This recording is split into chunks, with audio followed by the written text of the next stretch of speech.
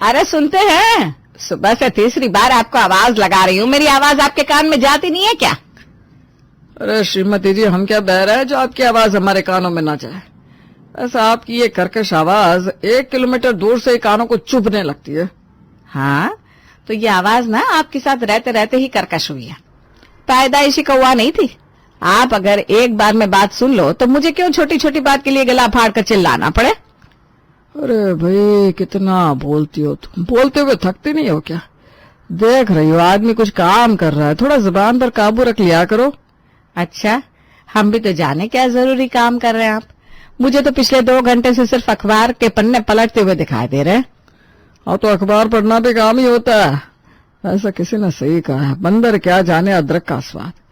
अरे तुम क्यों सुबह सुबह बेकार की बातों में अपना दिमाग खपा रही हो? अपना काम करो और मुझे मेरा काम करने दो। हाँ, तो करिए ना आप अपना काम, लेकिन मेरा काम तभी आगे हो पाएगा जब आप बाजार से जाकर दूध ला कर देंगे। कल ही पिंटू का फोन आ गया था कि आज वो घर पर दूध पहुंचा कर नहीं जा पाएगा।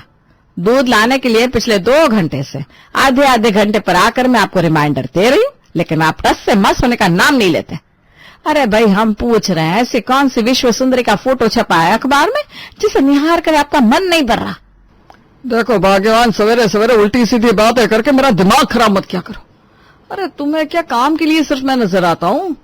बेटा जवान हो गया है तुम्हारा, अपने साहबजादे को बोलो कि 2-4 काम करना सीख ले। कल को शादी होगी, बीवी आएगी तो कैसे काम चलेगा? बिल्कुल वैसे ही चलेगा जैसे आप पिछले 28 सालों से चला रहे। आप कौन सा पूरे दिन में तीर मारते हैं? बैठे बैठे चाय ला दो, खाना लगा दो, यही तो करना होता है आपको। ये तो कोई निठल्ला भी निकम्मा भी कर लेगा। अब तुम्हारी बातें सुनने के बाद मेरा बाजार जाकर दूध लाने का कोई इरादा नहीं है। हम तो भाई निकम्मे निठल्ले लोग ही हैं। बिना कुछ किए भी 1 कप चाय तो हमें मिल ही जाएगी, तो बस हम भी बैठा यही आंगन में अखबार पढ़ते हुए। जब दूध आ जाए तो 1 कप चाय हमें भी पिला देना। पति की बात सुनकर गुस्से में बड़बड़ाते हुए सुजाता वापस अपनी रसोई की ओर मुड़ जाती है। सुजाता के गुस्से का कोई ठिकाना नहीं था। सुजाता सुजीत की पत्नी और गोल्डी की माँ थी। गोल्डी जिसकी उम्र पूरे 27 साल हो चुकी थी। वैसे तो पढ़ाई लिखाई में गोल्डी किसी से कम नहीं था, लेकिन जब बात पढ़ाई के बाद नौकरी करने की आई तो गोल्डी कुछ खास कमाल नहीं दिखा पाया। और फिर कुछ समय के बाद घर में बैठकर मुफ्त की रोटियां तोड़ने और माँ की बातें सुनने की उसकी आदत हो गई। अरे गोल्डी, तेरे पापा तो कान में तेल डालकर बैठे हुए हैं, तुझे भी मेरी आवाज सुनाई नहीं दे रही है क्या? मम्मी, अब दोनों अपनी लड़ाई झगड़े में मुझे मत घसीटा करो। पापा ने आपको दूध लाकर नहीं दिया, इसमें मेरी क्या गलती है? मुझ पर क्यों बरस रही हो आप? अरे बेटा, तेरे पापा की उम्र तो अखबार में आंखें काली करते करते बीत गई, लेकिन कम से कम तू तो अपना सोच ले। तेरे साथ वालों की शादी हो जाएगी और तू सबकी बारात में बस नागिन डांस करता रह जाएगा। 1000 बार कहा ये अखबार छोड़कर थोड़ा हाथ पैर चलाना सीख ले। नौकरी तो तुझसे होती नहीं, कम से कम घर के काम तो खुशी खुशी कर दिया कर। मम्मी देखो, बेकार की बात ना मत करो। अभी मैं गुप्ता जी के यहाँ से अखबार लेकर आया हूँ। इसे पढ़े बिना मैं अपनी जगह से हिलने वाला भी नहीं हूँ। अरे भाई, पड़ोसियों का अखबार है, उनके उठने से पहले वापस उनके दरवाजे पर रख कर भी तो आना पड़ेगा, वरना गुप्ता जी की आदत आप जानती है ना। वो अखबार का महीने का बिल हमसे भरवा लेंगे अगर उन्हें कानों कान खबर होगी कि उनसे पहले ये अखबार रोज सुबह मैं पढ़ लेता हूँ। दोनों बाप बेटे बिल्कुल एक जैसा है, एक शेर तो दूसरा सवा शेर। अरे मैं पूछती हूँ, ऐसी कौन सी घुट्टी चटा रखी है आपने बेटे को जो इन अखबार के आगे उसे कुछ दिखाई नहीं देता? पूरा दिन दिमाग की तरह चाटता रहता है ना। आखिर क्या मिलता है तुम दोनों के इस अखबार में? मम्मी देखो, इस अखबार में ना सारी समस्याओं का समाधान होता है। जिसकी नौकरी ना लग रही हो उसके लिए ये क्लासिफाइड वाला पेज होता है, जिसे देखकर बेरोजगारों को नौकरी मिलती है। और हमारे जैसे कुछ कंवारे लोग जिनके लिए अच्छी दूल्हा या दुल्हन नहीं मिल रहे, वो भी ये मैट्रिमोनी वाला पन्ना देखकर अपने लिए दूल्हा दुल्हन पसंद कर सकता है। देश दुनिया के समाचार पढ़ने के अलावा किस्से, कहानियां, कविता, गजल सब के लिए स्पेस होता है इसमें। यहाँ तक कि नुस्खे भी छपे हैं। अब बताओ, अखबार पढ़ने में फायदा है या नुकसान? ऐसा है बेटा, अगर वाकई तुझे ऐसा लगता है कि अखबार में पूरा पूरा दिन आंखें काली करने से तेरा घर बच सकता है, नौकरी लग सकती है, शादी हो सकती है, तो ठीक है, अब तू इस अखबार के भरोसे ही दुल्हन लाने का ख्वाब देख। मैं तो तेरे लिए कहीं बात चलाने से रही। जब मेरी एक बात तुम नहीं सुनते तो मुझे क्या पड़ी कि मैं लड़की वालों के सामने झूठी झूठी कहानी बनाकर तेरे जैसे नाकारा को पहले काबिल साबित करूं, फिर धोखा देकर किसी की लड़की को अपने घर की बहू बनाऊं। अगर तुम्हारे अंदर काबिलियत होगी तभी तुम्हारी शादी होगी, वरना अपनी सारी जिंदगी इन रद्दी अखबारों के साथ ही बिताना तुम। सुजाता बेटे को जमकर फटकार लगाने के बाद वापस रसोई की ओर चली गई थी। अरे बेटा क्या हो गया, क्यों मुंह लटका रखा है? अपनी माँ की बातों के बारे में सोचकर ज्यादा दिमाग पर जोर डालने की जरूरत नहीं है। उसकी तो आदत हो गई है छोटी छोटी बातों पर कलेश मचा कर रख देती है। तो ऐसा करिए, गुप्ता का अखबार वापस करके उसके दरवाजे पर रखा और ये 203 नंबर वाले फ्लैट में देख, अगर नए किराएदारों ने भी अखबार लगाया है तो जरूर उनके दरवाजे पर ही पड़ा होगा। ठीक है पापा, मैं यूं गया यूं आया। गोल्डी अभी नए किराएदार के यहाँ से अखबार उठाने का विचार मन में बना ही नहीं पाया था कि उससे पहले ही उसे शर्मा के दरवाजे पर एक पंजाबी अखबार रखा हुआ दिखाई देता है, जिसे देखकर गोल्डी के मन में लड्डू फूट जाते हैं। अरे वाह, ये तो पंजाबी अखबार है। इसका रंगीन पन्ना तो बहुत ही मजेदार होता है। उसका दिमाग उसे पंजाबी अखबार उठाकर अपने घर ले जाने का संकेत देता है और गोल्डी अखबार उठाकर जैसे ही मुड़ता है, एक तेज सायरन की आवाज सुनाई देती है। अगले 2 मिनट के अंदर शर्मा जी एक फुर्तीले थानेदार की तरह कमर पर हाथ टिकाए गोल्डी के सामने खड़े हुए थे और चोर को रंगे हाथ पकड़ लेने की खुशी से लबालब नजर आ रहे थे। ये अखबार के चोर तुम हो जो रोज हर सवेरे मेरा अखबार लेकर गायब हो जाती हो। अखबार बांटने वाले को मैंने 1000 बार कहा सुबह 5 बजे तक पेपर दिए जाया करे, लेकिन 7 बजे से पहले अखबार मेरे दरवाजे पर दिखाई नहीं देता था। मुझे तो यही लग रहा था जरूर अखबार बांटने वाला ये लापरवाही कर रहा है, इसलिए मैंने हिंदी का अखबार बंद कराकर दूसरे डिस्ट्रीब्यूटर से पंजाबी अखबार लगवाया। लेकिन फिर मेरी धर्मपत्नी ने मुझे सुझाव दिया, ऐसा भी तो हो सकता है कॉलोनी में ही कोई अखबार चुराने की बदमाशी कर रहा हो। पत्नी की बात मुझे जम गई और फिर मैंने अपने दरवाजे पर यह सायरन लगा दिया ताकि जैसे ही कोई मेरे अखबार को हाथ लगाए ये सायरन मुझे इन्फॉर्म कर दे। मेरी चाल बिल्कुल कामयाब हो गई, अब तो मेरी पकड़ में हो। अंकल, मुझे पता होता कि आपको इतनी सुबह उठकर अखबार पढ़ने की आदत है तो मैं क्यों आपके दरवाजे से अखबार उठाकर ले जाता। और ये चोर चोर क्या लगा रखा है? मैं कोई चोर नहीं हूँ, बस मुझे अखबार पढ़ने का शौक है। इसलिए सुबह सुबह जब आप सब लोग सो रहे होते हो तो मैं आप लोगों के दरवाजे से अखबार उठाकर पढ़ लेता हूँ। मुझे नहीं लगता इसमें आप लोगों को कोई ऐतराज होना चाहिए। और कोई चोर चोरी किया हुआ सामान कभी वापस लौटा। हेलो, मेरा नाम मिली है। अभी कुछ दिन पहले इस रूम में शिफ्ट किया है मैंने। और आप? मेरा नाम गोल्डी है।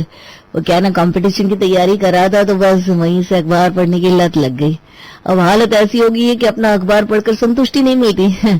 इसीलिए कॉलोनी में जिसका भी अखबार हाथ लग जाता है पढ़कर वापस रख जाता हूँ मैं। देखो, मुझे जोर मत समझना, तुम्हारा पेपर भी 2 घंटे बाद वापस दे जाऊंगा मैं। मैंने कब कहा कि आप चोर है? बल्कि ये तो बहुत अच्छी बात है कि आज के टाइम में हर कोई मोबाइल की दुनिया में बिजी है। ऐसे में आप पहले इंसान मिले हो जिसे न्यूज़पेपर पढ़ने का शौक है, और ये कोई बुरी आदत थोड़ी ना है। मैं तो पहली मीटिंग में इम्प्रेस हो गई आपसे। क्या हम दोस्त बन सकते हैं? हाँ, क्यों नहीं। तो फिर ठीक है, कल से आपको मेरे दरवाजे से अखबार चुरा कर ले जाने की जरूरत नहीं है। आप आराम से मेरे हाथ की कॉफी पीते हुए अखबार पढ़ सकते हैं। मिल्ली की बात सुनकर गोल्डी के मन में मधुर संगीत बजने लगा। ये मिल्ली कुछ ज्यादा ही इंटरेस्ट नहीं ले रही मुझे। कहीं ऐसा तो नहीं कि वाकई अखबारों का ये लेन देन हम दोनों को शादी के मंडप तक पहुंचाने वाला है। गोल्डी और मिली की दोस्ती अब हर गुजरते दिन के साथ परवान चढ़ने लगी थी, और गोल्डी वो तो जमीन पर था ही नहीं, मिली की खुमार में मानो आसमान की। अरे गोल्डी, नाश्ता तो कर ले, कहाँ जा रहा है? देख, मैं बता रही हूँ, बार बार नाश्ता नहीं बनाने वाली हूँ। एक बार बना रही हूँ, चुपचाप बैठकर खा ले, वरना फिर सीधा लंच ही मिलेगा। नहीं करना आपका नाश्ता, जा रहा हूँ अपनी मिली के पास। आज सैटरडे, उसकी छुट्टी का दिन है। उसने मेरी पसंद के स्पेशल छोले कुलचे बनाए, उसके साथ ही नाश्ता करूंगा। तेरे कहने का मतलब है कि वो नौकरी करने वाली लड़की तेरे जैसे बेरोजगार को छुट्टी वाले दिन छोले कुलचे बनाकर खिला रही है? क्या भाई, अपनी छुट्टी बर्बाद करने के लिए तेरे से अच्छा लड़का नहीं मिला उसे कोई? मुझे तो कभी कभी शक होता है माँ, तुम मेरी माँ हो ना, किसी अनाथ आश्रम से लेकर तो नहीं आई थी मुझे, तभी इतना सौतेला व्यवहार करती रहती हूँ। कुछ देर बाद गोल्डी मिली के यहाँ पहुंच गया था, जहाँ पर सचमुच छोले कुलचे बनाने के बाद मिली उसका इंतजार कर रही थी। मिली के हाथ के छोले कुलचे खाकर वो माँ की जली कटी बातें भूल चुका था। रात में लगभग 11 का समय था। अचानक गोल्डी का फोन बजने लगता है। क्या हुआ, मिली इतनी रात को फोन कर रही है? सब ठीक तो है ना? गोल्डी, मेरा ना आइसक्रीम खाने का बहुत मन कर रहा था, फिर मुझे तुम्हारी याद आ गई। सोचा कि अगर तुम मुझे आइसक्रीम में कंपनी दोगी तो कितना अच्छा लगेगा। अच्छा रुको, मैं देखता हूँ कोई शॉप खुली होगी तो आइसक्रीम लेकर तुम्हारे घर आता हूँ। कितने अच्छे हो तुम, सोने का दिल है तुम्हारा, कभी किसी चीज के लिए मना नहीं करते। दिन हो या रात हमेशा मेरी हेल्प के लिए तैयार रहते हो। मैं बहुत लकी हूँ कि तुम मिले। मिली की बात सुनकर गोल्डी खुद को किसी रियासत का महाराज समझ रहा था। आधी रात की परवाह किए बिना गोल्डी आइसक्रीम लेने के लिए घर से निकल पड़ता है और आधे घंटे बाद आइसक्रीम लेकर मिली के पास पहुंच जाता है। मिली के साथ देर रात तक सड़कों पर घूमना, उसे शॉपिंग कराने ले जाना, ऑफिस से लेकर आना, सुबह सुबह बाइक से ऑफिस छोड़कर आना, हर काम करना गोल्डी अपना फर्ज समझ रहा था। अपने घर में कभी 1 लीटर दूध लाकर नहीं दिया और उस मिली के घर का नौकर बना घूमता है। शर्म आती है कि नहीं? मम्मी, बहू है वो तुम्हारी, आदत डालो। अब अपनी बीवी के नखरे तो उठाने पड़ेंगे ना। 2 दिन बाद तुम्हारा बर्थडे है। तुम्हारे बर्थडे पर मैंने एक बहुत बड़ा सरप्राइज रखा है। तुम सोच भी नहीं सकती, इतनी बड़ी खबर सुनाऊंगी मैं तुम्हें। तुमसे किसने कहा कि मैं सोच नहीं सकता? मैं तो बहुत कुछ सोच चुका हूँ।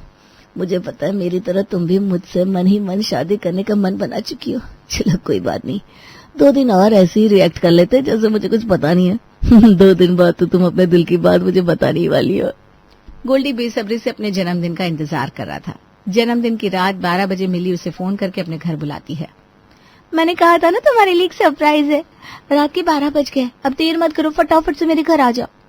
गोल्डी तो पहले ही तैयार होकर मिली के फोन का इंतजार में बैठा हुआ था, इसलिए जैसे ही उसे मिली का इशारा मिलता है वो तुरंत दौड़ते हुए उसके घर पहुंच जाता है। जैसे ही मिली का दरवाजा खुलता है, सामने उसे मिली के अलावा एक लड़का खड़ा हुआ नजर आता है। मिली, कौन है ये लड़का इतनी रात को तुम्हारे रूम में, क्या कर रहा है? अरे भाई, इतनी क्या जल्दी है? तुम तो बिल्कुल आपे से बाहर हुए जा रहे हो। जरा ठहरो, अभी सब पता चल जाएगा। गोल्डी, तुम्हें पता है आज मेरी लाइफ का बहुत इम्पोर्टेंट दिन है। मैं जानता हूँ, मेरा बर्थडे है और उसके लिए तुमने कुछ खास तो किया ही होगा। वो बात नहीं है।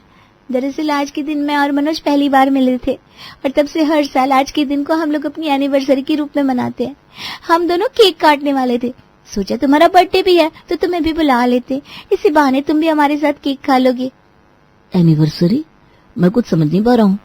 सीधी सी बात है भाई, मैं और मिली बहुत जल्द शादी करने वाले हैं और आज खास तौर पर मैंने मिली को तुम्हें यहाँ बुलाने के लिए कहा था, क्योंकि मैं पर्सनली मिलकर तुम्हें थैंक यू बोलना चाहता था। जिस तरह से एक अच्छे दोस्त, बल्कि बड़े भाई की तरह तुमने इसका ख्याल रखा। अब के जमाने में कहाँ मिलते हैं इतने अच्छे लोग। अकेली लड़की को देखकर हर कोई चांस मारने की कोशिश करने लगता है, लेकिन तुमने तो बिल्कुल साफ मन से मेरी मिली का ख्याल रखा। तुम्हें पता है मनोज, गोल्डी जैसा अच्छा लड़का मैंने आज तक अपनी लाइफ में नहीं देखा। अगर मैंने इसे रात को 12 बजे भी फोन किया ना तो ये हमेशा मेरी हेल्प के लिए हाजिर हो जाता था। मैं वादा करती हूँ गोल्डी, जब हमारी शादी का कार्ड छपेगा ना तो सबसे पहला कार्ड मैं तुम्हें दूंगी। जब मिली दिल्ली शिफ्ट हो रही तो कितना डर था मेरे मन में, अखबार में कैसे कैसे खबरें छपती हैं। लेकिन जब मिली ने तुम्हारे बारे में बताया उसके बाद तो सारी चिंताएं दूर हो गई। जिस तरह तुम रोज सुबह उसे ऑफिस छोड़कर आते हो, ऑफिस से लेकर आते हो, उसके हर पसंद नापसंद का ख्याल रखते हो, सच बताऊं तो कोई भाई भी अपनी बहन के लिए नहीं कर पाएगा। अरे भाई बहन छोड़ो, इतने नखरे तो आज तक इसके मैंने भी नहीं उठाए। तुम यार आदमी हीरा हो, हीरा मानना पड़ेगा। मैंने कहा था ना बहुत बड़ा सरप्राइज है तुम्हारे लिए। देखो कैसे शॉक्ड हो गए हो तुम तो कुछ बोल ही नहीं पा रहे हो। अच्छा चलो इतना तो बता दो, तुम्हें मनोज अच्छा लगाना। अगर तुम कहोगे तो मैं मनोज को छोड़कर कोई दूसरा भी ढूंढ सकती हूँ। हाँ, इतना कहकर मिली ठहाका लगाकर हंसने लगती है। बेचारा गोल्डी ठगा सा वहां खड़ा रह जाता है। अगले दिन सुबह, अरे गोल्डी बेटा, आज अखबार नहीं पढ़ना? कहाँ हो भाई, आ जाओ जल्दी। अखबार तो मैं कब का पढ़ चुका हूँ पापा, और वैकेंसी का कॉलम देखकर अब इंटरव्यू के लिए जा रहा हूँ। बस बहुत हो गया ये सुबह से शाम तक अखबार की खबरें पढ़ना। किसी तरह खबर बनते बनते बचाऊं, और अब मुझे अपनी जिंदगी को इन खबरों से दूर करके किसी मकाम तक पहुंचना है। आपका यह अखबार प्रेम आपको मुबारक। मिली ने जो दवा पिलाई वो कड़वी जरूर थी, लेकिन दवा ने अपना असर बराबर किया था। मिली का सरप्राइज गोल्डी को बहुत भारी पड़ा था, लेकिन कहते हैं ना, अंत भला तो सब भला। जी जान से गोल्डी नौकरी ढूंढने में जुट गया था और जल्दी ही उसे नौकरी लग जाती है। नौकरी लगने के बाद एक अच्छी सी लड़की के साथ उसकी शादी भी हो जाती है और इस तरह गोल्डी बाबू का घर बस ही जाता है। ये है हमारा सेठी परिवार। रेखा के 2 बेटे हैं, निखिल और योगेश। दोनों की शादी हो गई है। बड़ा बेटा निखिल जो नीचे के फ्लोर पर रहता है और रेखा अपने छोटे बेटे के साथ ऊपर रहती है। दोनों बेटों की शादी को काफी वक्त हो गया है और अब रेखा और उसके पति को लगता है कि उन्हें भी सारी चीजों का बंटवारा कर देना चाहिए। चाय पीते हुए दोनों यही बात कर रहे थे। बात तो तुम सही कह रही हो। अब हमें दोनों बहुओं के बीच में सब कुछ बंटवारा कर ही देना चाहिए। लेकिन करेंगे कैसे? हाँ, मैं भी यही सोच रही हूँ।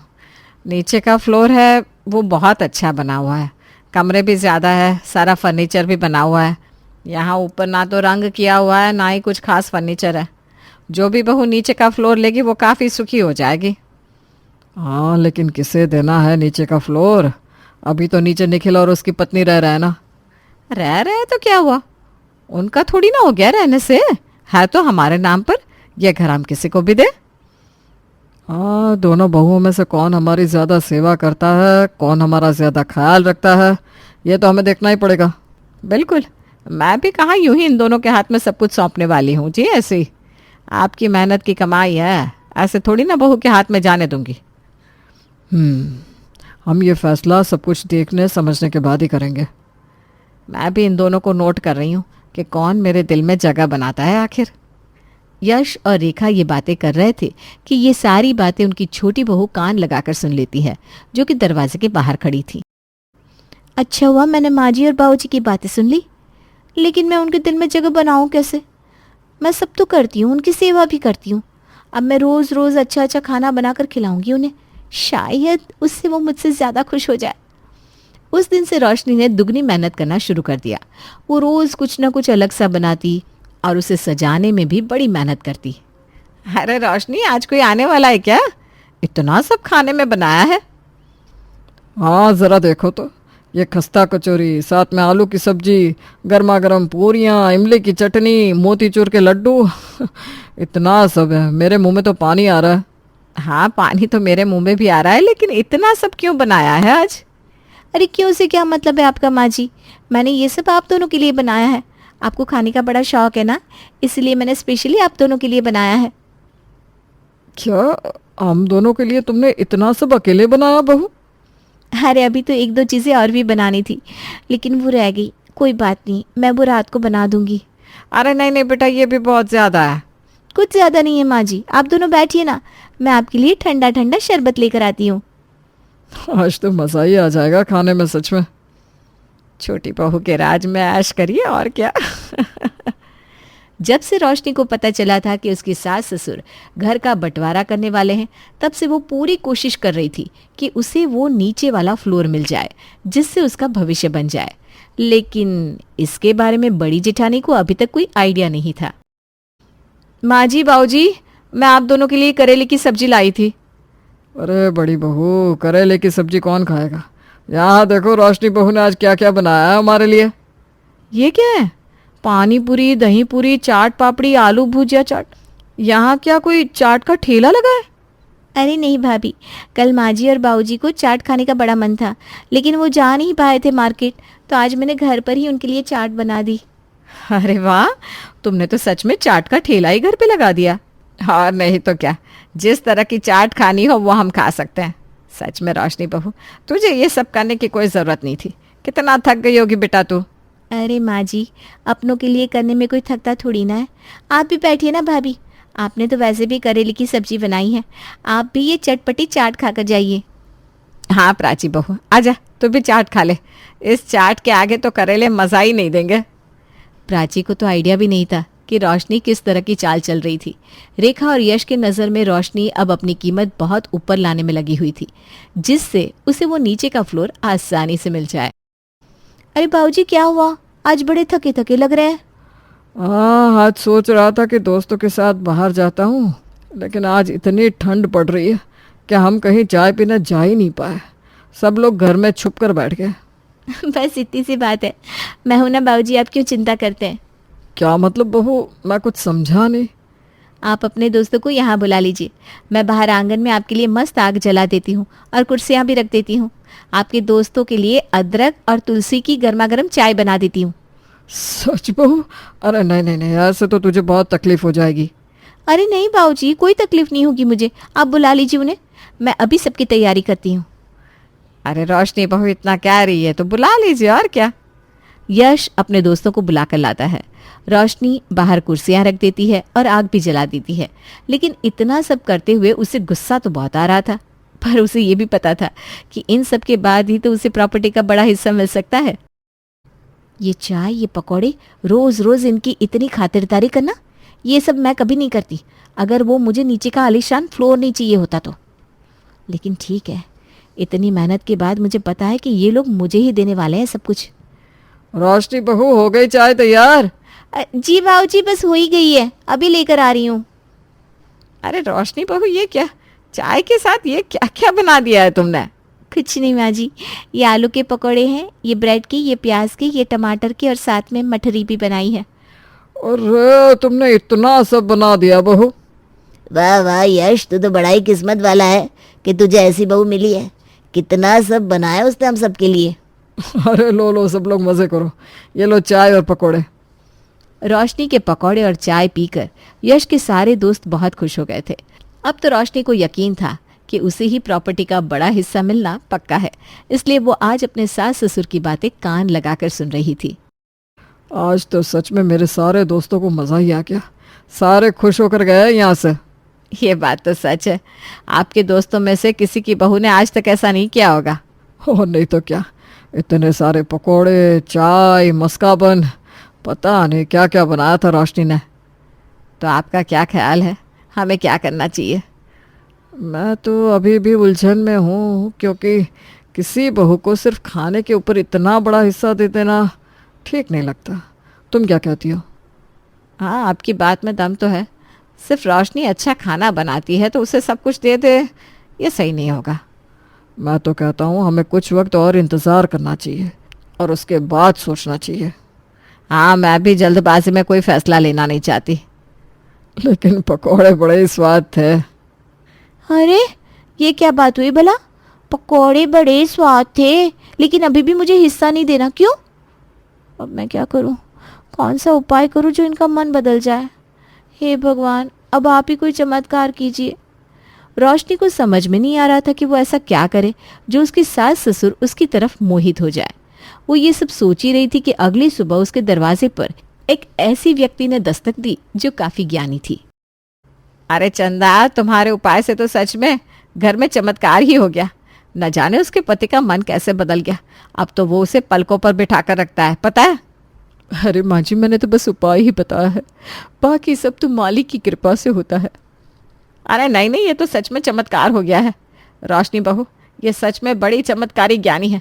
ये जो भी उपाय बताती है उससे सब कुछ हासिल हो जाता है। मेरी सहेली के पति तो अब उसकी एक बात को नहीं टालते। अरे आंटी, आप तो मेरी बस खामखा तारीफ कर रही हैं। अरे तुम हो ही तारीफ के काबिल। रुको, मैं तुम्हारे लिए वो तोहफा ले आती हूँ जो मेरी सहेली ने तुम्हारे लिए भिजवाया है। जी। रेखा के अंदर जाने के बाद रोशनी चंदा को देखे जा रही थी। उसे देखते ही चंदा ने उससे कहा, मैं जानती हूँ तुम्हारे मन में क्या है, मेरे पास एक उपाय है।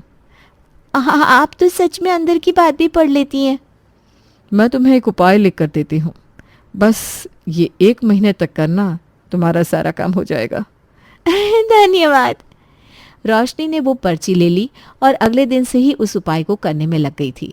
अब वो उपाय क्या था, आइए देखते हैं। रोशनी बहू, आज खाने में क्या है? आज तो बड़ी जोरों की भूख लगी है। हाँ, मुझे भी आज ऑफिस में बड़ा काम था, बहुत थक गया हूँ। बस मैं खाना लगा ही रही हूँ। ये रही सूखी दाल और चावल। सूखी दाल और चावल?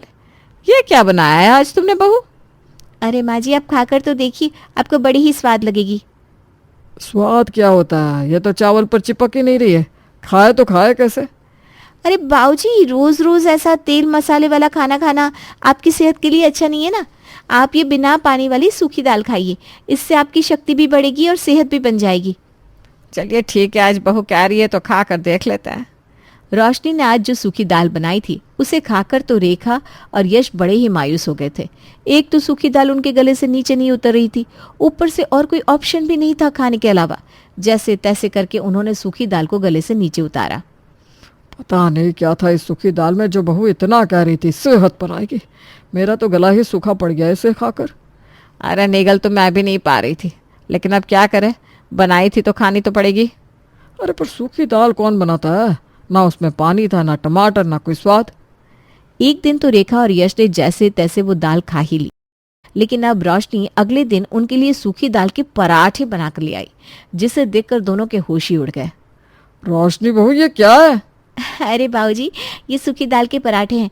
आप इसे दही के साथ खाएंगे ना तो आपको बहुत स्वाद लगेंगे। अरे कल भी सूखी दाल चावल और आज सूखी दाल के पराठे, हमसे नहीं खाए जाएंगे बहू।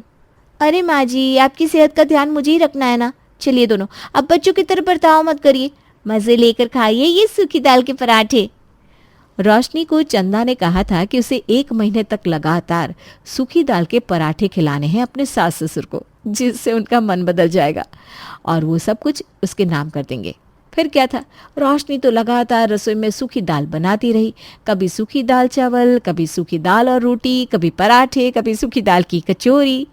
लेकिन अब रेखा और यश से पिछले 20 दिन से ये सब सहन के पार होता जा रहा था। ये लीजिए सूखी दाल की चाट। बस रेखा, अब मैं और नहीं खा सकता ये सूखी दाल। मैं भी नहीं खा सकती, अब तो मुझे पेट में गैस बनने लगी है। मैं जा रहा हूँ अब, और मुझसे सहन नहीं हो रहा है। अरे कहाँ जा रहे बाबूजी? हम जा रहे हैं नीचे के फ्लोर पर प्राची बहू के पास रहने। ये फ्लोर और ये सूखी दाल की रसोई तुम्हें ही मुबारक। क्या इसका मतलब वो नीचे का आलीशान फ्लोर आप भाभी को दे रहे हैं? हाँ, और हम दोनों भी उसी के साथ रहेंगे। तुम रहो इस ऊपर वाले फ्लोर पर अपनी सूखी दाल बनाकर। चलो जी। अरे माँ जी, बाबूजी सुनिए तो मेरी बात। रोशनी ने जो सोचकर ये सब किया था वो तो हुआ नहीं, उल्टा प्राची को नीचे का फ्लोर मिल गया। लेकिन कहानी में अभी भी ट्विस्ट आना बाकी था। देखा कैसा लगा मेरा कमाल? मिल गया ना तुझे ये नीचे का आलीशान मकान? अरे क्या कमाल, मुझे नीचे का फ्लोर तो मिल गया है, लेकिन अब माँ जी और बाबूजी हमेशा के लिए मेरे साथ आकर रहने लगे हैं। अब मुझे रोज उनकी सेवा के लिए नया नया कुछ बनाना पड़ेगा। अब देख, तुम दोनों को अपनी करनी का ही फल मिला है। तेरी देवरानी को लालच थी कि उसे वो फ्लोर मिले, इसके लिए उसने बहुत कुछ किया, लेकिन मन से नहीं, तो उसे नहीं मिला। तुझे इच्छा थी कि तेरी देवरानी तुझसे हार जाए, इसलिए तूने मुझसे उसे रोज सूखी दाल बनाने के लिए कहा। अब तुझे ये मिल गया है, लेकिन सास ससुर भी मिल गए। अरे तुम मेरी तरफ है या मेरी देवरानी की तरफ? मैं तो तेरी तरफ ही थी, तभी तो उसे सूखी दाल बनाने को कहा था। लेकिन भगवान तो सच की तरफ है ना, अब उसमें मैं तो कुछ नहीं कर सकती। वो कहते हैं ना, जैसा करोगे वैसा ही तुम्हें खुद को भी भुगतना होगा। अब ना तो देवरानी को नीचे का फ्लोर मिला, ना ही जेठानी को आज़ादी। अरे प्राची बहू, जरा आलू के पराठे लाना, मेरे दोस्त आए हैं। जी बाबूजी, अभी लाई। और साथ में पकौड़े और भुजिया भी बना देना बहू। जी माँ जी। हे भगवान, इससे अच्छा होता कि मैं ही बना देती रसोई में रोज सूखी दाल। अरे कौन ले रहा है इस सूखी दाल का नाम? प्राची बहू, अगर सूखी दाल का नाम भी लिया है तो हम तुम दोनों को इस घर से निकाल देंगे, सच कह रहे हैं। अरे नहीं नहीं बाबूजी, मैं तो वो सूखी मिर्ची की बात कर रही थी। सूखी दाल कौन खाता है? फिर ठीक है।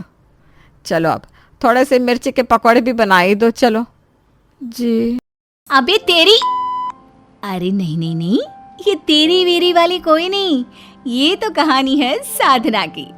अब साधना के पापा थे ट्रक ड्राइवर, तो सीख ले गाली, पर शादी के बाद तो।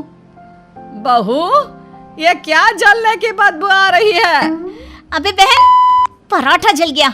इस पराठे की तो माँ की आंख जल रहा है, लेकिन ये नहीं बता दे। अबे तो माँ। अरे बस कर बहू, क्या क्या बोली जा रही है? तेरी बात सुनकर तो कान से भी लहू निकल आए। क्या माँ जी, कौन सी बात? क्या कहा मैंने? दरअसल बहू के लिए तो ये नॉर्मल बात थी। भाई गाली तो उसने बचपन से घर पर सुनी थी, तो उसे तो लगता था जैसे ये आम बोलचाल की भाषा है। फिर एक रोज, तुमने MBA किया है ना, मेरी एक छोटी सी हेल्प कर दो ना। हाँ हाँ क्यों नहीं, बोलो। वो कल ना एक प्रेजेंटेशन है, बस तुम उसकी स्पीच लिख दो। ये फाइल है और सारा कुछ इसमें है। ले साला बहन की आंख, इसमें क्या है? तुम सो जाओ आराम से, मैं हूं ना, करती हूँ मैं। बस फिर क्या था, पति भी एक गाली देने वाली बहू के भरोसे प्रेजेंटेशन की स्पीच देकर सो जाता है। ओहो, तो साला इनकी कंपनी की ग्रोथ है नरक लोक जितनी नीचे, और दिखानी ऐसे है जैसे चांद पर रॉकेट। बोलो तो भैंस की आंख पूरा फर्जी मामला है। चलो कोई ना।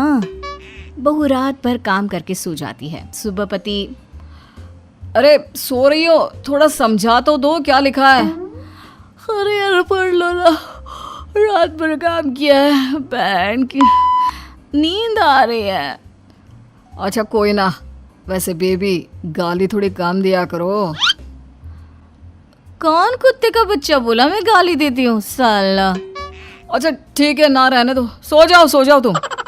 पति वहां से चला जाता है। ऑफिस जाकर स्पीच तैयार है ना? देख लो, सबसे पहले तुम्हारी ही बारी है। हाँ बॉस, सब रेडी है, बस एक बार देख लूं। क्यों, तुमने नहीं लिखी जो देखना है? कैसी बात कर रहे हैं, मैंने ही लिखी है। थोड़ी देर बाद सबको बॉस बुला रहे हैं। राजीव, आपकी स्पीच सबसे पहले है। हाँ चलो। बस फिर क्या था, सबके सामने बैठकर साधना के पति ने साधना की स्पीच पढ़नी शुरू कर दी। बहन, कुछ नहीं थी ये कंपनी जब मैंने ज्वाइन किया था, लेकिन आज कुत्ते के दुम, आज मैंने कंपनी की काया पलट कर दी। साला सारे दिन ऐसी तैसी कराने के बाद कंपनी आज मार्केट में शक्ल दिखाने लायक हुई है। हाय रे, सभी साधना के पति को ऐसे देखते हैं जैसे कि ये क्या हो गया। साधना के पति को जब तक समझ में आता है कि वो क्या बोल गया, तब तक तो काफी देर हो चुकी थी। राजीव, क्या नाटक है ये? क्या बकवास पर बकवास किए जा रहे हो? वो सर, सॉरी, वो क्या है ना कि मैं वो मैं नौकरी तो अब जानी तय थी। कल से अपनी शक्ल नहीं दिखाना, गेट लॉस्ट। पति घर आ जाता है, हैरान परेशान। ये लो हलवा खाओ, आज काजू लेकर आई हूं मैं। साला काजू की कितने भाई है। अबे बीवी ने अपनी बात पूरी ही नहीं की थी कि बस चुप, बिल्कुल चुप, समझी? क्या माँ की बहन की क्या लगा रखा है? तुम्हारे इसी माँ बहन ने आज मेरी ऐसी तैसी कर दी। तभी सास आ जाती है। अरे क्या बिगाड़ दिया मेरी बहू ने तेरा? क्यों चीख रहा है ऐसे? साला, देखिए ना माँ जी। बेटा साधना, ये ठीक नहीं है, गाली कम दिया करो।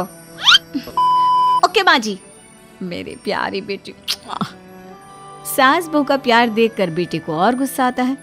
माँ और साधना, तुम दोनों सुन लो, प्यार तुम लोग बाद में बरसा लेना, लेकिन अभी मेरी नौकरी चली गई है।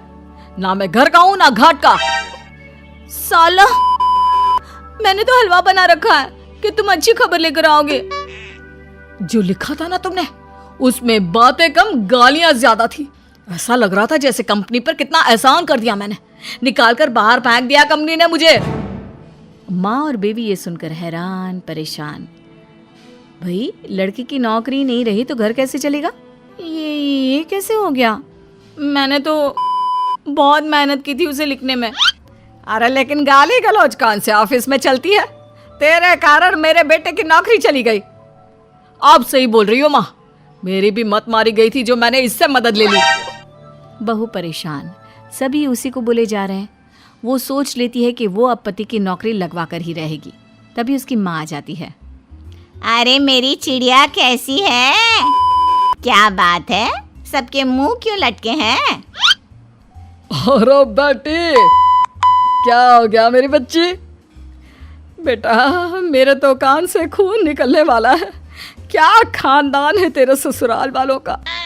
हाँ माँ, सही बोल रही हो, मैं तो ये पहले से जानता था, लेकिन क्या करूं, प्यार अंधा होता है। अरे तू क्यों गाली दे रहा है? तुझे तो बेटा मैंने ये शिक्षा नहीं दी। अरे कोई ना बहन जी, ये तो आजकल का स्टाइल है। कैसा बेशर्म परिवार है, गाली पर गाली, गाली पर गाली, ऊपर से ये स्टाइल है। खैर, बहू तो सोच लेती है कि वो किसी न किसी तरह पति की नौकरी लगवा कर रहेगी। उधर पति के ऑफिस में उसका बॉस। राजीव ने ऐसा क्यों किया होगा, समझ में नहीं आ रहा। इतना अच्छा लड़का था, फिर लगता है कि मुझे उसे एक बार माफ कर देना चाहिए। सर, मैंने देखा था वो कोई पर्चे से पढ़ रहा था। जरूर उसने वो किसी से लिखवाया होगा। फिर हम लोगों ने उसे उस पर्चे को पढ़ने का वक्त भी नहीं दिया, सीधा प्रेजेंटेशन। आप सही बोल रहे हैं सर, हमें राजीव को बुला लेना चाहिए। दोनों बात कर ही रहे होते हैं कि केबिन में एंट्री होती है बीवी की। हाँ जी, आप में से प्रशांत कौन है? मैं हूँ, बताइए। वैसे आपको अंदर किसने आना दिया और कौन है आप? इतना सुनना ही था कि बीवी के मुंह से गंदी गंदी गालियों की बौछार निकलने लगती है। What's going on? कौन है ये लेडी और क्यों यहाँ चिल्ला रही है? इतनी गंदी गंदी गालियां दे रही है। अरे कोई निकालो इसे यहाँ से। मैं राजीव की वाइफ हूँ। सालों, उसे तुम लोगों ने ऑफिस से निकाल दिया। तुम माँ की। अब सभी को सारा माजरा समझ में आता है। बॉस, मुझे लगता है कि राजीव ने अपनी स्पीच इस गंवार से ही लिखवा ली होगी। और बीवी का लिखा कौन टाल सकता है? सर, वो भाग्य का लिखा होता है, बीवी का नहीं। अरे एक ही बात है। तुम एक काम करो, राजीव को वापस बुला लो कल से, लेकिन वार्निंग लेटर दे देना। बीवी घर आती है और पति से कहती है, अगर तुम्हें वापस नहीं बुलाया ना उन लोगों ने, तो मेरा नाम बदल देना। थोड़ी ही देर में पति के पास ऑफिस से कॉल आता है। वो खुश हो जाता है और बीवी से कहता है, अरे क्या कह दिया तुमने उन लोगों को? जो वो लोग मुझे ऑफिस बुला रहे हैं, उनका फोन आया था अभी। अरे चल बेटा, शुक्र है, कम से कम अगले महीने रिश्तेदारों का मुंह तो नहीं देखना होगा। तुम माँ। अरे कैसे नहीं मानेंगे? जब सीधी उंगली से घी नहीं निकलता तो उंगली को टेढ़ी कर लेना चाहिए। क्यों? बीवी को लगता है कि उसकी गालियों से पति की नौकरी बच गई और पति वो तो बेचारा अब सारी जिंदगी समझ गए ना? आपको पता है कि घर की बहुओं को रसोई की रानी क्यों कहते हैं?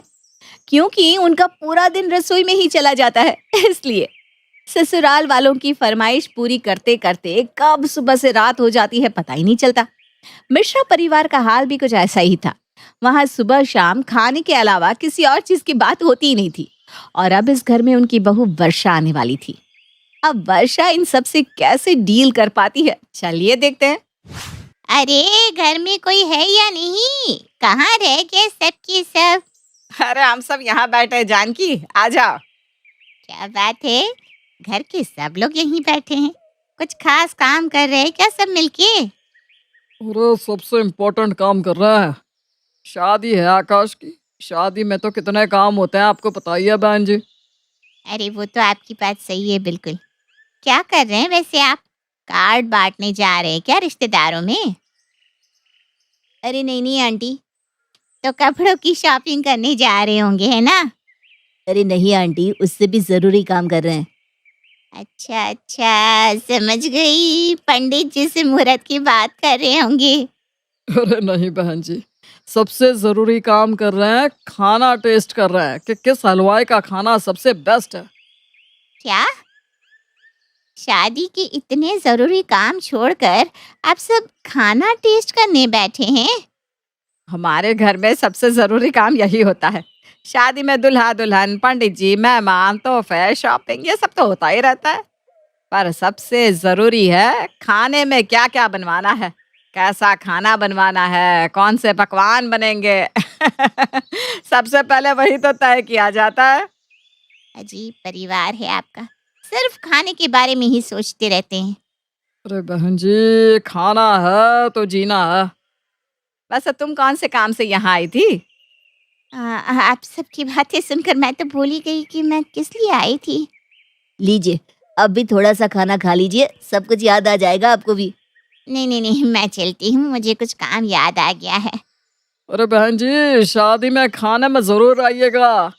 हाँ हाँ। तो ये है मिश्रा परिवार, जिन्हें खाने के अलावा शायद ही कुछ और सूझता भी होगा।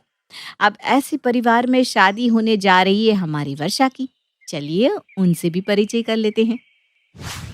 अरे वर्षा, पहले ये सब काम छोड़ खाना खा ले। अरे माँ, अभी थोड़ी देर पहले ही तो खाया था।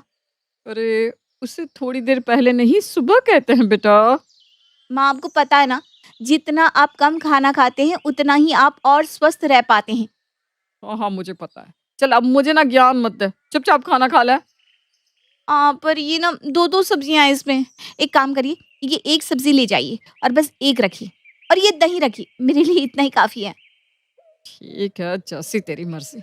और सुन, अब कुछ ही दिन रह गए हैं तेरी शादी में, अच्छे से खाया पिया कर, समझी बेटा? पता नहीं आपकी हर समस्या खाने पीने पर कैसे अटक जाती है। वर्षा एक बहुत ही सुलझी हुई सिंपल लड़की थी, जिसे खाने में कुछ ज्यादा इंटरेस्ट था ही नहीं। वो सादगी से रहना और खाना पसंद करती थी। वर्षा की शादी में जब उसने इतने सारे पकवान देखे तो वो तो हैरान सी हो गई। आकाश, ये तुम लोगों ने कुछ ज्यादा ही खाना नहीं बनवा दिया शादी में? ज्यादा? हमें तो उल्टा कम ही लग रहा है। एक दो डिश और होती तो ज्यादा मजा आ जाता। तुम्हें अब भी कम लग रहा है? शादी में आधे से ज्यादा लोग पूरा खाना खा भी नहीं पा रहे। इतने पकवान बनाए हैं आप लोगों ने। अब वर्षा, शादी रोज रोज थोड़ी ना होती है, एक बार तो होती है। तुम बस खाओ और ऐश करो। वर्षा ने उस वक्त तो कुछ नहीं कहा, लेकिन जब वो शादी करके उस घर में आई तो धीरे धीरे उसके ससुराल वालों की आदतें उसके सामने आने लगी थी। आज खाने में क्या बनाया है? मम्मी जी ने दाल मखनी, चावल, पनीर की सब्जी और रोनी कहा था बनाने को, तो वही बनाया है। अरे वाह वाह वाह, आज तो मजा ही आ जाएगा सच में। हाँ, दाल मखनी तो मेरी फेवरेट है सच में। हाँ, लेकर आओ, जल्दी से लेकर आओ। वैसे रात को क्या बना रहे हो खाने में? रात में? अरे पहले दिन का खाना तो अच्छी तरह से खा लो। पहले से ही पूछ रहे हो कि रात को क्या बनाएंगे? अरे भाभी, पहले ही तय करके रखेंगे तो कोई चीज छूट नहीं जाएगी ना। बताओ तो क्या बना रहे हो रात के खाने में? हाँ, मैंने तो सोच लिया है कि क्या बनाना है रात को। हरा भरा कबाब, चाट और आलू के पराठे बनाएंगे। इतना सब? अभी तो हम सब ने इतना ज्यादा भारी खाना खाया है। रात को कुछ हल्का सा बना देते हैं ना। ये सब हल्का फुल्का तो है, इसमें भारी है ही क्या? अच्छा, ये सब हल्का फुल्का खाना है? हाँ, सही है। और कल के लिए क्या सोचा है? कल कुछ स्पेशल बनाना। हाँ, अरे ये क्या है? इन लोगों को खाने के अलावा और कोई चीज दिखती भी है या नहीं? क्या हुआ? क्या सोचने लगी वर्षा तुम? अरे भैया, भाभी कल क्या बनाना है यही सोच रही होंगी। हाँ हाँ। मिश्रा परिवार की सुबह भी खाने से होती थी और रात भी, और वर्षा इन सब में चक्की के आटे की तरह पीस रही थी। मम्मी जी, मम्मी पापा का फोन आया था। मेरे काका जी की मौत हो गई है तो हम सबको उनकी अंतिम यात्रा में जाना होगा। हाँ हाँ, चलेंगे चलेंगे, क्यों नहीं चलेंगे बहू, आखिर हमारे समधी है वो। ठीक है, तो मैं उनसे कह देती हूँ कि हम सब शाम को पहुँच जाएंगे। हाँ हाँ ठीक है, और उनसे ये भी पूछ लेना कि उन्होंने अंतिम यात्रा में खाने में क्या क्या बनवाया है। क्या? हाँ, अगर ज्यादा कुछ नहीं बनवाया हो तो हम घर से खाकर जाएंगे, और अच्छा कुछ बनवाया हो तो थोड़ा घर से और थोड़ा वहां जाकर खा लेंगे। पापा जी, वहाँ मेरे काका जी की अंतिम यात्रा है। मैं कैसे? हाँ वो भी है, अंतिम यात्रा में तो खाना सादगी वाला होता है। कोई बात नहीं, तुम घर में 2-3 चीजें बना देना और थोड़ा सा वहां चलकर खा लेंगे, हैं? हे भगवान, कहाँ फंसा दिया मुझे। इन्हें मैयत में भी खाने की पड़ी है। बचा ले मुझे प्लीज। वर्षा की हालत अब ऐसी हो गई थी जो अब ना खाए बन रहा था और ना ही निगले। पर अचानक एक सुबह वर्षा का एक अलग ही रूप सबको देखने को मिला। चलिए सब आ जाइए खाने पर, सबका खाना तैयार है। अरे वाह, इतना सब कुछ, आज कुछ स्पेशल है क्या? हाँ, आज से मैं आप सबके लिए एक स्पेशल तरह का खाना बनाया करूंगी। रोज आप सबके लिए एक नई डिश होगी। मुझे तो सुनकर ही मुंह में पानी आ रहा है। जल्दी बताओ बहू, क्या क्या है खाने में? पापा जी आपके लिए है ब्रोकली सूप, रिया तुम्हारे लिए राजमा का सलाद, आकाश आपके लिए मैंने दूधी के पराठे बनाए हैं, और माँ जी आपके लिए है टिंडे का सैंडविच। सूप? वो भी ब्रोकली का? अब मना भी तो नहीं कर सकता, बहू को पीना तो पड़ेगा। खाइए ना सब लोग, आप लोगों को अलग अलग खाना पसंद है ना। अब से मैं सबके लिए रोज कुछ नया बनाऊंगी, आप लोग खाकर खुश हो जाएंगे। अच्छा है, अब सब कुछ नया नया खाने को मिलेगा। अरे आप सब पूछेंगे नहीं कि रात को मैं क्या बनाने वाली हूँ? क्या क्या बनाने वाली हो? रात को कुछ स्पेशल है क्या बहू? अरे पापा जी, बहुत स्पेशल है। क्या राजमा चावल? नहीं नहीं, कड़ी चावल होंगे पक्का। नहीं नहीं, मुझे लगता है कि पनीर की सब्जी होगी, है ना बहू? नहीं नहीं, उससे भी स्पेशल पिज्जा। क्या? पिज्जा? अरे वाह वाह वाह बहू। वाह भाभी, आज तो मजा ही आ जाएगा।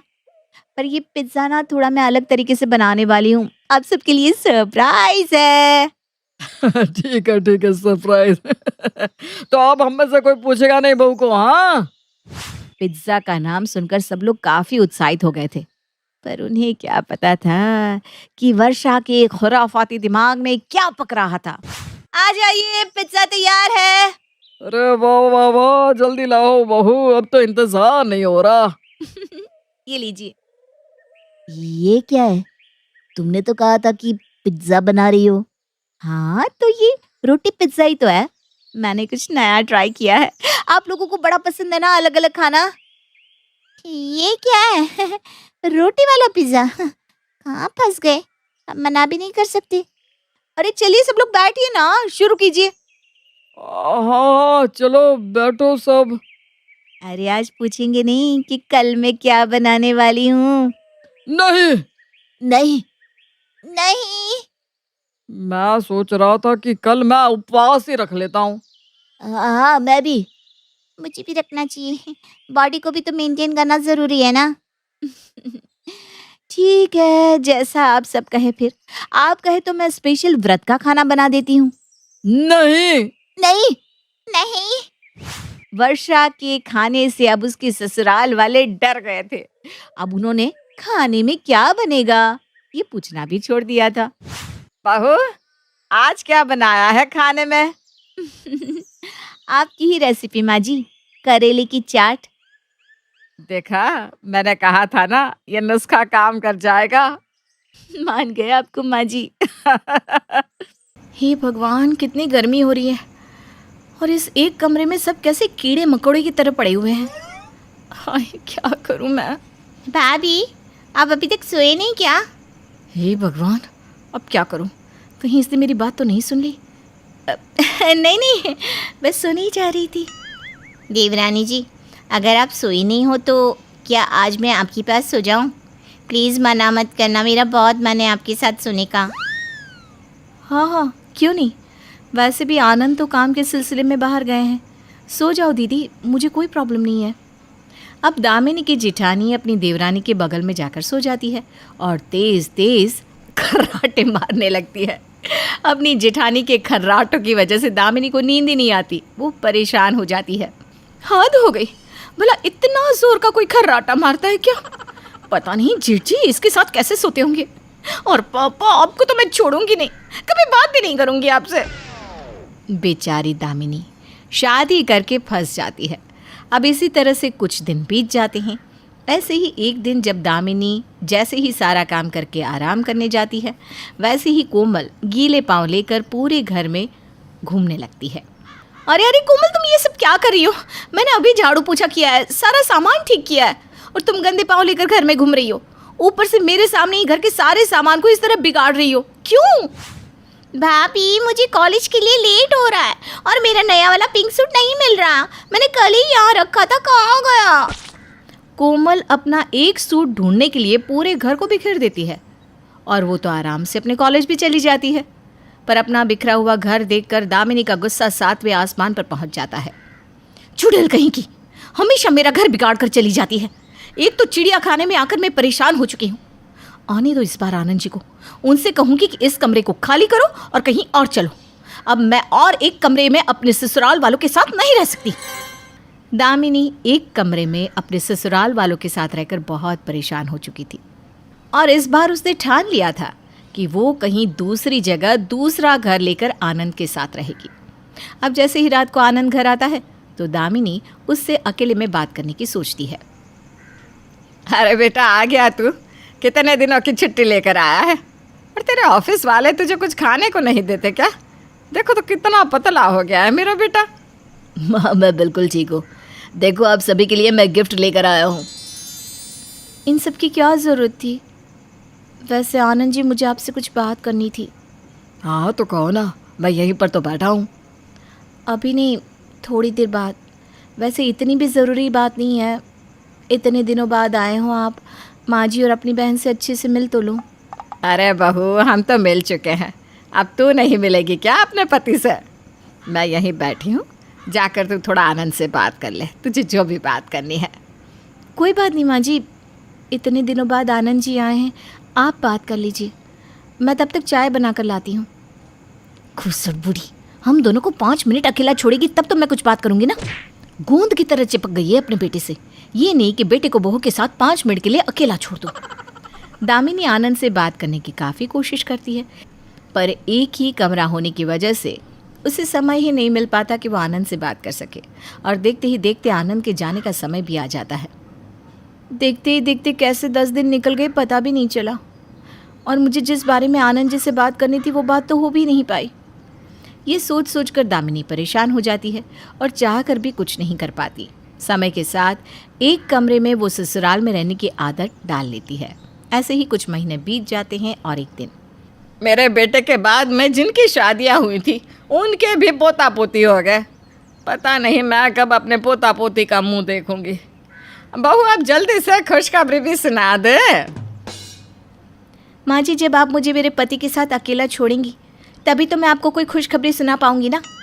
पर आप लोग तो इस घर से कहीं जाना ही नहीं चाहते। भला एक कमरे में ससुराल कैसे बच सकता है?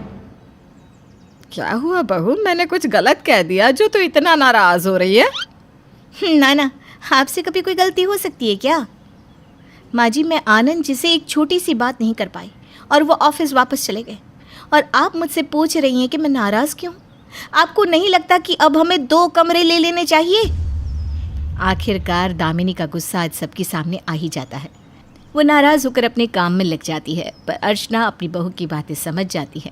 अब इस बार जब आनंद आता है तो आने के साथ वो कमरे को छोड़ने की बात करता है। चलो, हमें आज ये कमरा खाली करना है। मैंने बड़ा घर लिया है सबके लिए, और अपना खुद का कमरा होगा। दामिनी, अब तो खुश हो ना तुम? नया घर? मैं कुछ समझी नहीं। अरे तुम मुझसे यही तो बात करना चाहती थी ना। माँ ने मुझे सब बता दिया है, और तुम्हारा कहना भी जायज़ है, पर हमारी कुछ मजबूरियाँ थी ना, इसलिए ना चाहते हुए भी हमें इतनी मुश्किलों का सामना करना पड़ रहा था, और हमारे साथ तुम्हें भी। पर अब सब ठीक है, अब हम सब एक साथ रहेंगे। आखिरकार दामिनी का सपना सच हो जाता है और वो लोग अपने एक कमरे से निकलकर बड़ा घर ले लेते हैं और सब अपने अपने कमरे में अलग अलग रहते हैं।